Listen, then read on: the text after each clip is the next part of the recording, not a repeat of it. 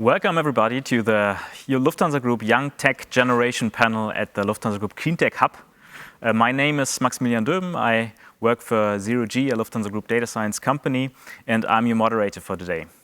But also here with me, I have 6 great participants from the panel, and they will introduce themselves. I will start with Navdeep. Yeah, for sure. Thanks for tuning in, everyone. My name is Navdeep Gill. I'm from Lufthansa Industry Solutions, but I'm an IT project lead at Lufthansa Technik in Hamburg for almost 7 years now, and my focus is on IT, connecting IT, shop floor, and people, for sure, in a collaborative way. Thanks, Navdeep. Camila? Hello, everyone. Thank you for having me here. I'm Camila Carosio from Lufthansa Technik, and I'm the project leader of the hydrogen ground demonstrator at the Lufthansa Technik basis in Hamburg. Then we have Didem. Hello, everyone. My name is Didem, and I'm from Lufthansa Industry Solutions, and I'm responsible for business development in the Department of AI and Data Analytics. And I'm happy to be here today in this panel. Great. Then we have Daniel. Hello everyone, my name is Daniel. I'm a data scientist at a Lufthansa Group central data science delivery team. Before I've worked in operations, which is also why I'm still in an operations project now, but also in a customer role with different projects there. Thanks, Daniel. Mussie? Yeah, hello everybody. My name is Mussie Beian. I'm a data scientist at zeroG, where I currently work on the computer vision solutions to facilitate processes on the apron. And we have Chris. Yes, hello everyone. My name is Christian. I'm also a data scientist at zeroG. And since working there, I was fortunate enough to visit a lot of different domains in the aviation industry. It's super exciting, and I'm happy to be here today and talk about clean tech. Great, that was it. So thanks a lot for being here. Great to have you guys. Actually, we all represent a generation that grew up with remarkable innovations driven by technologies. And for example, the internet, the cloud, breakthroughs in the field of machine learning, drones, alternative drives, and many others. And the overarching question today is how can technology actually contribute to making the future airline industry cleaner as it is today? And I would like to start with our data scientists, right? Daniel, Chris, Mussie. What do you think from your role and your perspective? What potential do you see in data-driven solutions regarding this overarching question? So I think the first part of the whole tech part and clean tech is, of course, the hardware. So the hardware will make the biggest difference, but nevertheless, there's huge potential in the software and data-related solutions. So also at Lufthansa Group, we have several different initiatives ongoing. I was working, for example, at a project where we were working in the CESAR context, Single European Sky, where we want to optimize the whole flight routes, make it more efficient, and the whole airspace and the routes make it cleaner so that we don't burn that much fuel as an output. And also in this whole fuel topic, there are many other things ongoing. Another project that we worked on, for example, is that we don't want our flights to fly always super fast and burn a lot of fuel if that's not necessary. Because we can also just fly at the speed that brings all the passengers to their destination on time, but doesn't burn as much fuel as maybe 5 minutes late. But if every passenger arrives relatively on time and makes their onward connection, then we are also good. So one of the initiatives was really to connect this information and also bring this information to the pilots so that they are aware of how fast they could or should fly maybe. And there are many more initiatives ongoing. We also look at which aircraft is the best to fly a certain round. I think we're going to have later also a talk by Christian Most about this project of OPS-D, where we really look which specific aircraft is the best to operate a flight, the most efficient one that will save the most fuel and therefore be the cleanest as well. All right. Chris? Yes, I do agree with Daniel. I think it's important to note that planes are kept in the air by fuel, and we cannot change that with AI. But what we can do is we can save things. We can save fuel. We can reduce waste, and this is really where AI can help. So we can predict demands better to then like fly less while still having the same amount of passengers transported. We can dynamically scale down the tail assignments if we have less passengers to save fuel. We can, in general, become just more efficient. We can also predict demand in catering, for example. I think there was or will be a talk as well today, where we can just predict how much food the people would like and which kind of food, so that we, in the end, have to waste less of the food because it's all used, it's all eaten up. I think another important topic that we need to talk about when it comes to AI is also to make the AI itself green. So data centers usually produce a lot of carbon dioxide because they use a lot of energy. And we should also think about how we can make that more efficient. How can we like process less or use green energy to power those data centers to become greener in general? Interesting. Mussie, do you want to add something? Yeah, I mean, they pretty much covered everything. Yeah. But one thing to add is maybe we can think about the big picture, and this is like optimizing the tail assignments and such things. But we can also already start today by thinking about how is fueling working today, the process in general, how is it planned? There are steps where you can basically give a prediction given by an AI, and then you just know better like what actually kind of fuel, like what amount do I need to actually really operate this flight? Because we can always add fuel, that's no problem, yeah? And the captain also always adds more fuel if he thinks it's not enough. But the thing is, fuel gets into the plane earlier, and fuel that's in the plane you won't get out. And if you now have a group of, let's say, 20 passengers not showing up, or like 3 pieces of cargo missing, the fuel is already in the belly, and you're gonna have excess fuel burn, which you don't want. All right,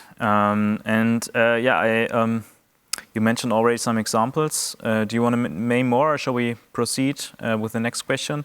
In our pre-conversation, I think you mentioned a fundamental lack of knowledge about data, its usage, and general capabilities. So how could we change this in order to create more value from data-driven solutions?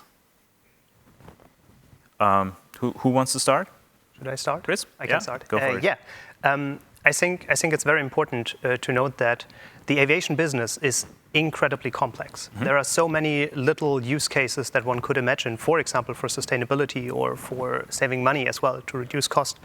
But it's just very hard for us as the techies, so to say, to see these use cases, because we don't know the nooks and crannies of every little or of every single department. And that is why we need to cooperate with those departments, with the business units, to find use cases, to work on them, and then to also implement them. And in order to do that, I think it's very important to educate people in those business roles to also understand what AI can do and also what it cannot do. Because currently, it's just this big buzzword, AI, and I think we need to go beyond that. And we need to really tell people like, hey, this is what you can do with AI. It's much simpler oftentimes than you probably think.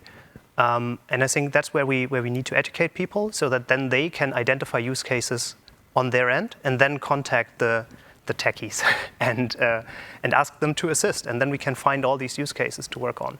And as Mussie said, already now, do small changes that in the end lead to a better, more sustainable aviation world. Right, sounds good. Do the others want to contribute here? To add to what Christian said, I think it's really important to like educate basically everybody on what are the possibilities and limitations of AI and what we can do. Because a lot of misconception comes from thinking it can do everything, or the fundamental attitude, it should do everything. And I think a lot of times it's okay to have an 80-20 solution instead of having the 100% solution. Because also 80-20 in many cases gives value. If we have a 100% solution, that we could sell that to a lot of other companies. But I think 80-20 is fine. All right.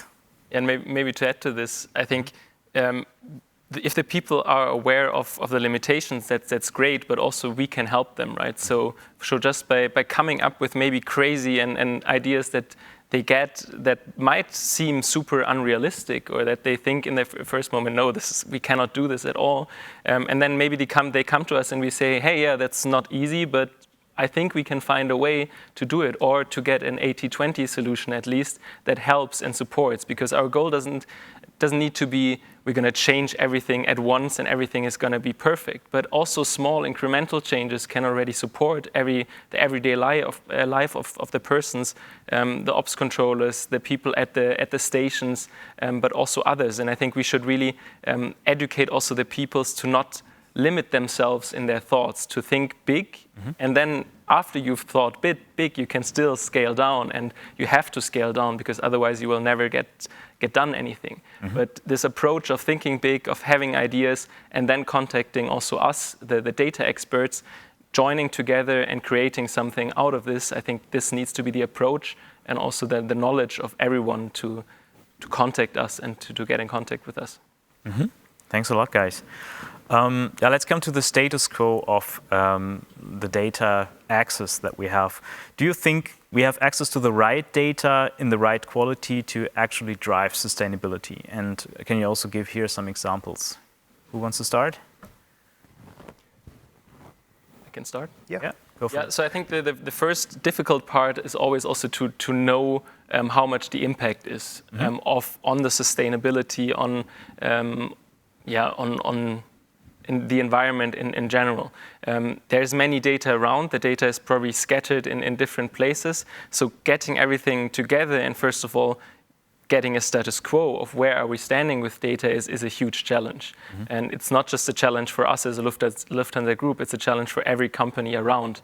And this whole measurement of how much is our impact actually on the environment, this is, I think, for now the biggest challenge. And once we have this actually done, we can then think further and on the next steps. And maybe to give an example, on our aircraft, we have different efficiencies. So in general, a long-haul aircraft will burn more than a short-haul aircraft, and there's a difference basically in this, but also within a fleet. So if you have the same aircraft type itself, you also have differences, and this might be dependent on how clean the aircraft is, for example. Has it been washed recently, or is there no new turbine or something like this? And right now, it's really hard for us to measure these differences and to see the efficiency. So there's a huge challenge in just getting this knowledge for each of our aircraft. And I mean, Lufthansa Group has a massive fleet, right. And so getting this information for all the aircraft would already help us quite a lot, because then this whole tail assignment process would be even better. So here we definitely have to work on improving our data knowledge. Mussie, Chris? Yeah. Chris, do you want to add? Yeah, I do agree. I think data is at the heart of every AI or machine learning application. And there's rarely too much data. So usually you don't have enough data, and sometimes, usually adding data makes your model better. You have more things that you can take into account. And I think a large challenge that we have, especially in a company as large as Lufthansa, is that the data is very scattered. So every department has their own data that they collect, that they gather from different sources, and it's just hard to know that they have this data. Oftentimes they're not even aware that some data is available somewhere. And I think the access to high quality data is very important to really create strong and powerful AI applications. And to give an example, if you wanted to reduce the number of short-haul flights and bring more passengers to trains, like utilizing Deutsche Bahn, it would be extremely important to know from where the passengers are actually traveling.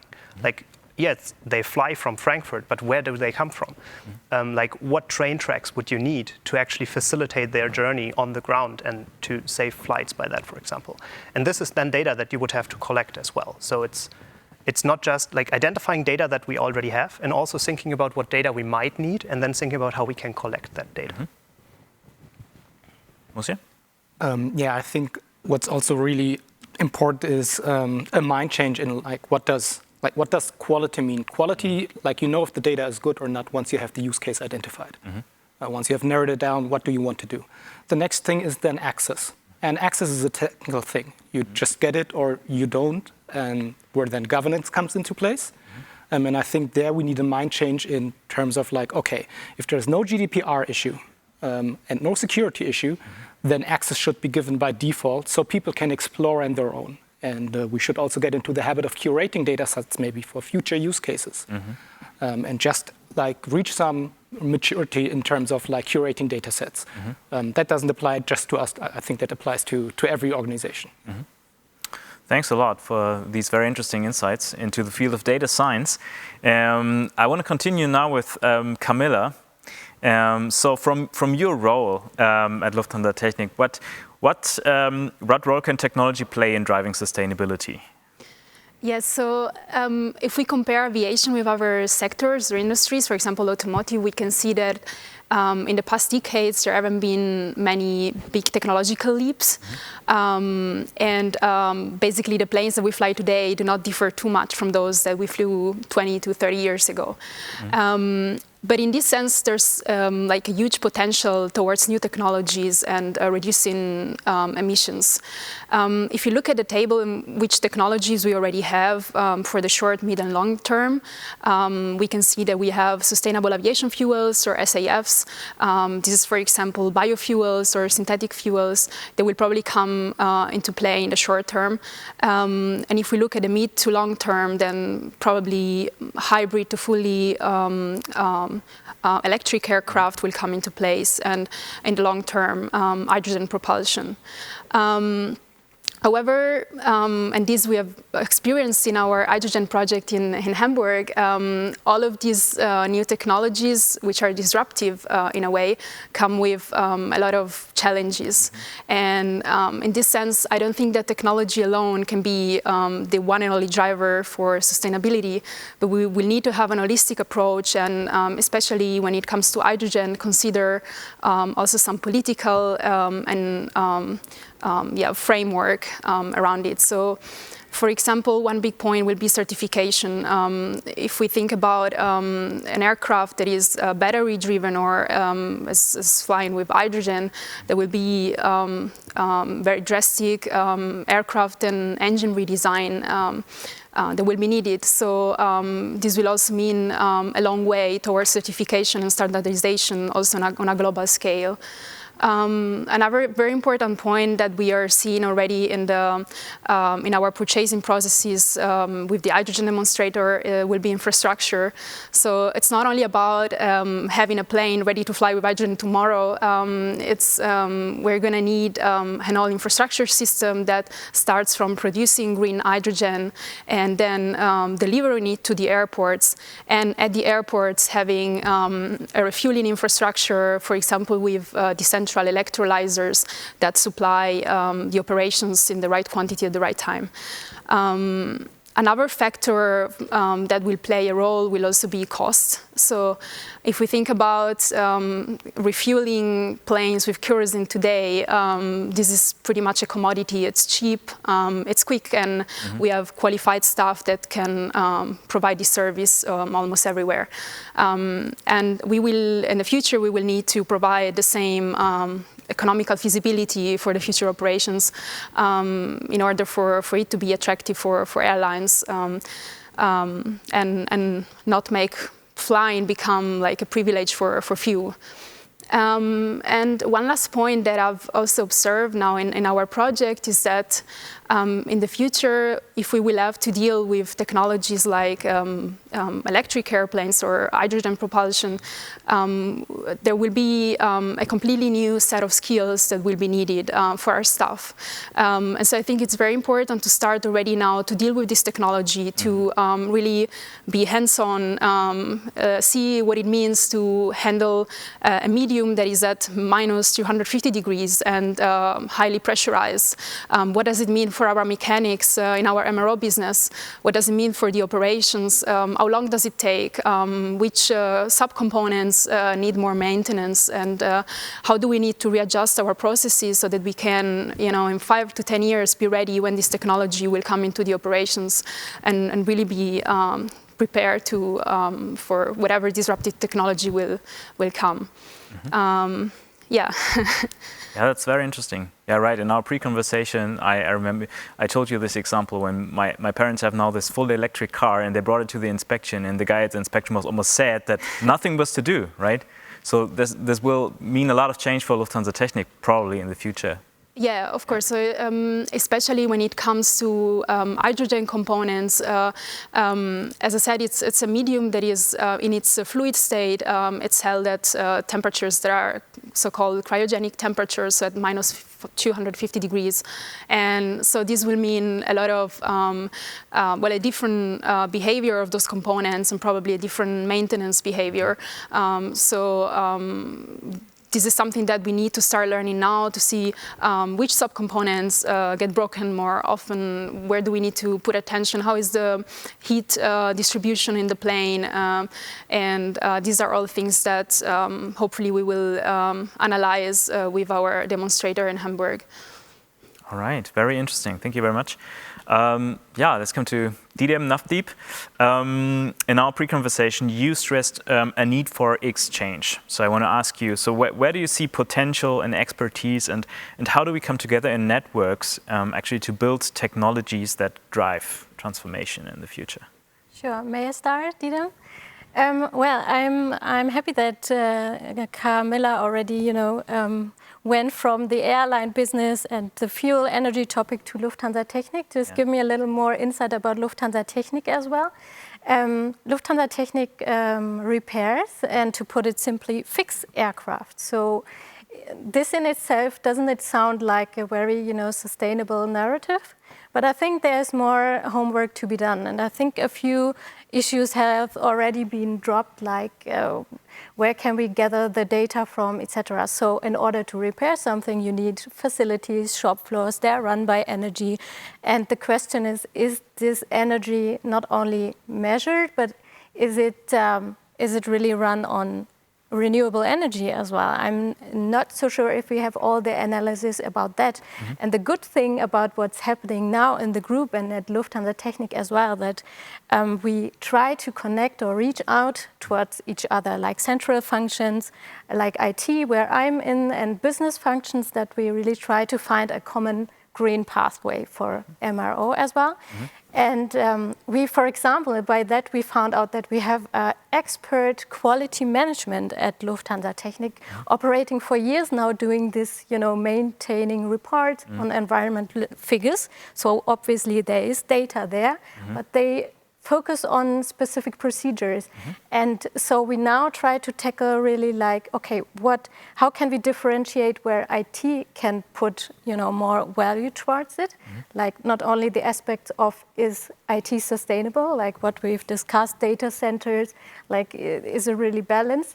But also IT pushing forward sustainabilities, like creating intelligent data services. But first, to detect, the right, you guys said it, like where are the business units with the potential, with the impact, and to look at these, and rather not to, gather data in an inflationary way. So that's not the way forward. And at IT, at Lufthansa Technik, we we tackle that, we try to figure out with a lab time to foster our partnership with universities. So this is where we strengthen our partnership, because we say, okay, we need more scientific minds, we need to gather more information from that.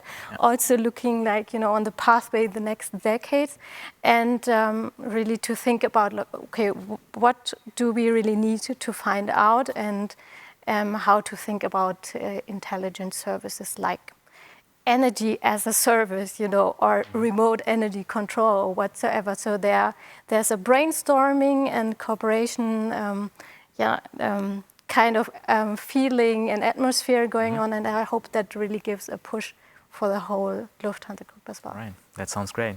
Didem, do you want to add?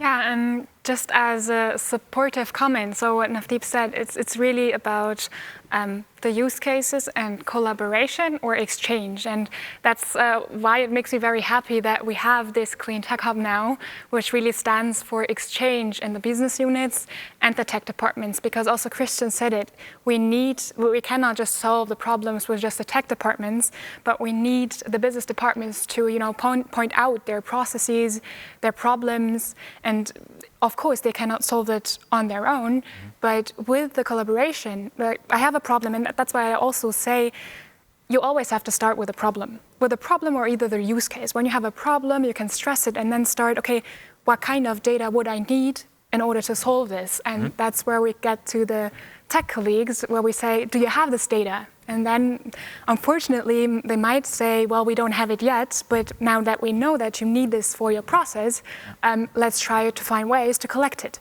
And as we also have clients, like as a Lufthansa Industry Solutions, we're not just doing airline. And what I actually find also very valuable, because you get very different influences and insights on problems what other industries also deal with, and kind of find ways to transfer it. And there are different cases. For example, we have one use case where cruise ships, for example, do it for a little longer now, that they look at the flow rates in the sea and create dynamic routes around it to save fuel. And this is already what we will do also with research projects that we're doing already, to transfer to our flight routes, to plan them depending on what kind of, like, how many passengers do we have on board, how much does the airplane, how much cargo do we have, and what is the weather conditions on this route now. So all these things, and I think that's really fostering with the exchange from different insights, that those use cases can be solved, or problems can be solved in collaboration. All right, guys, very interesting examples and insights. I have two more questions, and I want to open the round a bit more now and maybe get a bit more interactive here. I have one question to all, and this is when we look at solutions, like the airline industry, as you know, is facing massive restrictions in operations right now. And to innovate according to clean tech needs, how can we overcome hurdles? Who wants to start, Gill? I'd like to start. I'd like to catch on what Daniel said before, like start or think big, but start small. And I think in the case of sustainability, start early or start at all now. So it's a really high time on this issue. And I think we don't need to be ashamed in the aviation industry. We can pay our fair bit, and that's why we are here. And I think there's a lot of forces going on, so we need the spirit for sure.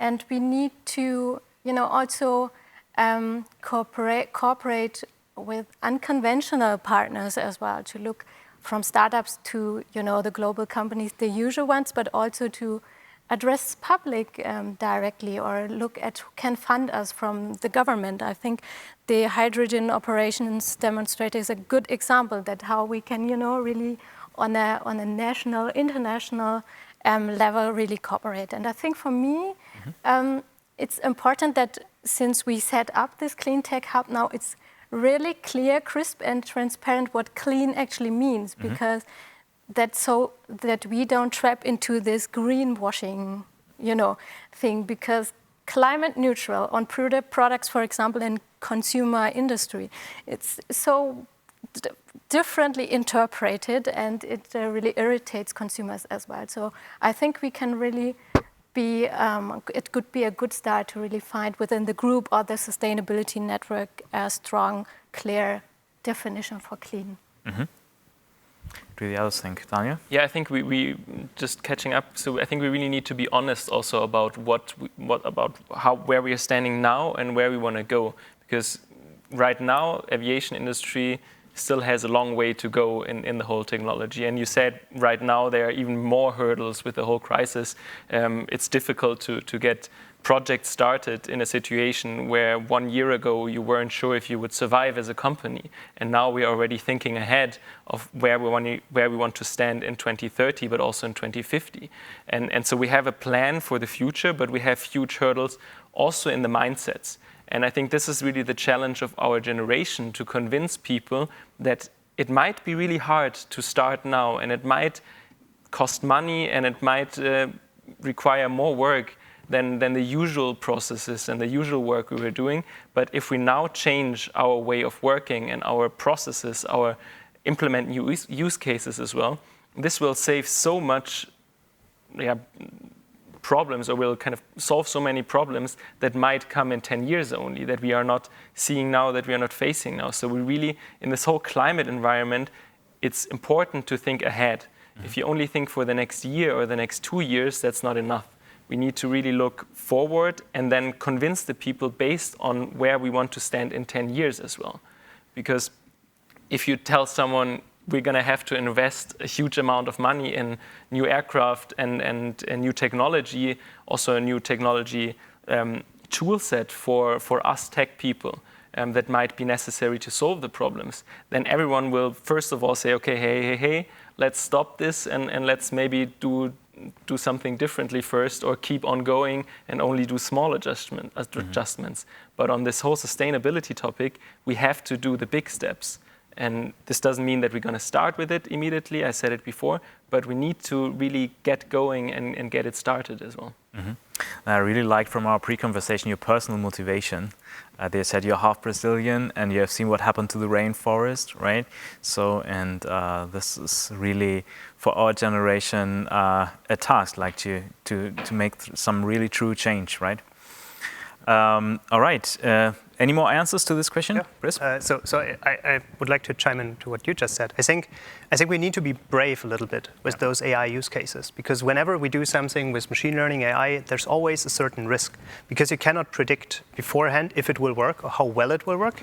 Most of the time it will help and it will improve the things, but you cannot guarantee that. And I think this is something where we probably need a mindset shift from like, I want to know the exact outcome of the project beforehand, to like, yeah, let's just try it. Because we usually work very agile. We do iterative work, so we start small, as we said, like learn on the way, and then use our learnings to improve. And we did that in the past as well, where we actually were in contact with the user, like, hey, what do you know the problem? Tell us about the problem. Then we build a solution, and then we ask them again, like, how do you think our solution or our product solves your problem? Where are the issues? And then we can iteratively improve. And I think that is very important, because it's a journey. It's not a single project. It's like one step at a time that we need to take. And that, as I said, needs some bravery. But I think there's a lot of potential in it, especially also to what Camila said, is like the sustainable fuels are very expensive, right? So we can also help there with like software solutions that require less fuel. They will also require most likely less sustainable aviation fuel. So we can save costs there as well. And we can also probably assist these new technologies in like finding weak spots in hydrogen drive or things like that, like analyzing the data that they gather and help them like to improve the new technologies as well. I think it's also important, maybe from more the technology point of view, that we build partnerships. So I don't think that these challenges, like having a plane flying with liquid hydrogen in 10 years or 5 years, is something that one company alone can do. There's so many challenges and so many problems and questions that I think it is very important to like join forces and really build networks and having strong alliances in this journey, and really work together as an industry, and not like always having this conservative mindset or like wanting to solve the problems alone. I think it's very important to jump in this journey together and try to solve these huge challenges as an industry. Maybe to add on the industry point, so I think we don't really have to stick or just stay with the aviation industry. When we broaden up a little the term industry, when we take the step towards mobility sector, we see that it becomes much more easier to find those partnerships to solve the problem of, okay, people want to be mobile, they want to travel, but we know that we need to reduce the carbon footprint. And I think we, as a Lufthansa, again, group, can be proud of ourselves with cooperations we do with mobility sector players, like we did with Deutsche Bahn and the cargo freighter, where we say we can deliver goods carbon neutral. And when we take this one a little more out to, also the people traveling from connecting rail and flight, and taking a little more concentration on all this seamless journey stuff and intermodal traveling, I think also intermodal traveling has a lot of potential to help us in achieving all the sustainability goals, because partnering up will help maybe to drop off that area where we say, there we burn a lot of fuel and it's not really, paying or is not really good for any one of us. We can say, let's leave this one to our partner on the other side who's solving it in a different way. So I think broaden it up to not just one industry will help us a lot. Mm-hmm. Thanks a lot. All right, no answers to this question. Then I have one last one. And yeah, your answers already go in a direction that also cover our last question. But anyways, I want to reflect about our current times, right? So the question is, how do we prepare the future in regards to skills, tech setups, and while we're still facing restructuring and actually the largest crisis of aviation? Monsieur? Yeah, why not? So I think what's really important is we need to, there are two routes. So first of all, we need to hire talent, and next we need to maybe upskill people. Because things are developing faster, and we need to keep up with it. There is a given degree to which you can do upskilling. Yeah? In my case, I'm a physicist by training, and I switched to data science, and that's fine. But still, there are things where I'm not the expert. So Christian, he has a software engineering background. He can then basically fill in the gaps, and we basically complement each other with regards to statistics and software engineering. But you also need to hire talent. And there is no free lunch in tech. Yeah? So you need to pay for talent, and we are in a competitive market right now. It's really hard to get good data scientists, good data engineers, because when all the concepts have been written, somebody needs to write a line of code. And that person is not cheap. We're competing with Microsoft, AWS, Deutsche Bahn, you name it. Yeah? And we might not be able to compete with money-wise, but that's not the only thing that this kind of crowd is looking at. They're looking at opportunity, how can they grow, what can they do, how much autonomy do they have, and if we can cater to that, I think we're already one step ahead. Yeah, and I think this is then sometimes also where an organization has to change, and I think every bigger German company has this problem that the young crowd now, everybody wants a M1 MacBook Pro, but everybody's on a Windows system enterprise-wide. Yeah. But I recorded that. Yeah. Yeah, it's simply we have to change in this regard because, yeah, as I said, there is no free lunch. And there is a given threshold that you need to pay for this talent. And if you go below that threshold, you've just spent the money and you don't get something into return. Yeah, so that needs to be considered. All right, thanks, Mussie. If I may just continue, I'm absolutely with you, Mussie, that we need to hire talent for sure for this tech IT kind of challenge where we will have. But we have good people already in the company, and we should, really empower them as well to be able to do these quick decisions, like what we said before. Think big, but start and to do it quickly. And my wish list, and I for sure want to do my part as well to fulfill it, would really be first to have, a clear understanding or definitions within the group, our network, what does clean mean? Yeah, so we can apply it on monitoring or measuring use cases. The second will definitely be whoever was, behind setting up this CleanTech Hub was a genius, but it was finally time. And I interpret its contribution to really,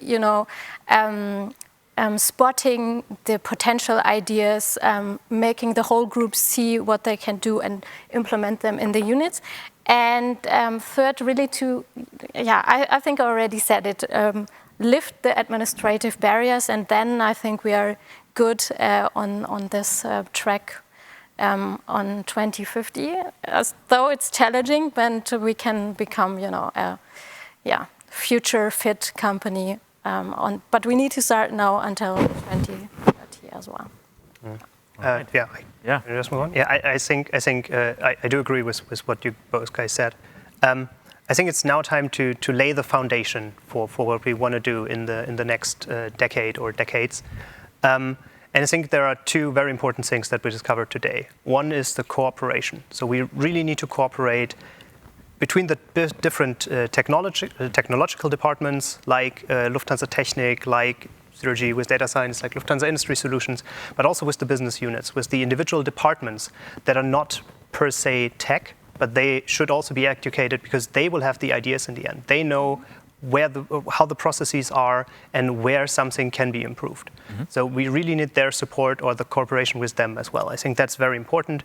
And the other thing that was also mentioned before is like reduce the bureaucracy, reduce the hurdles, make it easier to just be like, hey, I have an idea. Why don't we just try it? Because it's in the end, it's probably not that expensive. Let's just try it out and see what we can do. Because the worst thing that can happen is that we learn something. We gain some knowledge. We know something that probably doesn't work, but we probably learn something that we can do next. And that then will help. Thanks, Chris. And I think right now, I mean, we are in the corona crisis, the biggest crisis aviation has ever experienced. But we also should think ahead and see the climate crisis upcoming. So we might survive the climate crisis if already there, right? Yeah, exactly. It's already there, and it's gonna get more and more of a topic, and rightfully so. And we really need to not just survive the corona crisis, but we should also aim to survive the climate crisis. And I think aviation has a really good point for its existence. It's really important. There is no way to connect currently people that live across the Atlantic with trains or with ships. So we need these airplanes, and this industry is really important. So to survive also the sustainability or the climate crisis, we need to already start now investing in it. And I think one approach could be to follow this climate emergency approach that many cities called out, where you really think for each initiative, for each project that you are doing within the Lufthansa Group, but also for all the other companies around, what is our impact on sustainability and on the climate? Is that something that is actually helping this whole topic, or are we maybe creating something which is super nice but is destroying our long-term goal of reaching this sustainability goal? And it's important, therefore, to always have this topic now in our minds when we start projects, when we start initiatives, and really check what is the impact that this project is going to have and how is it contributing to our goal. Thanks. All right. Yeah, I think when it comes, for example, to hydrogen technology, we can realize that we are at the beginning like many others, and that we can just change our mindset and jump into it and let our mechanics in the shop floor, our staff really get know-how, experience this new technology and start already now building this know-how and experience. So not to wait until the technology is there, but really start now with smaller research projects or any chance to get in touch with these new technologies already today. Didem? Yeah, I don't want to repeat. I actually agree with every one of you guys.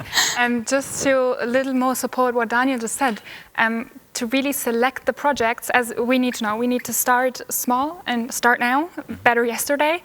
But to select those which have really impact to the goal we have, I think we need to make something like a category list. Like we need always check. When we collect the use cases, we have them. We have a list of tons of things we can do.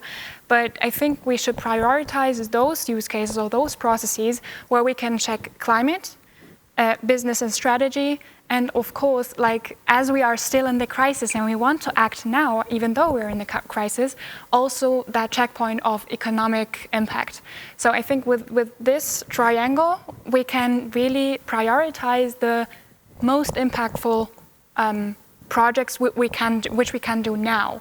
Of course, when we hopefully are out of this crisis and things get better, we will have a little more power to do than the rest of the list. But to get started now, I think we could have a strategy to, or no excuse to say we cannot do it now, because there is no excuse. All right, guys, thank you very much. I think we're almost at the end. These were a lot of interesting insights answering this question. So how can we contribute, or how can technology contribute to making the aviation industry cleaner in the future? Thank you very much, guys, every single one of you. It was great to have you. And I give back to my next speaker.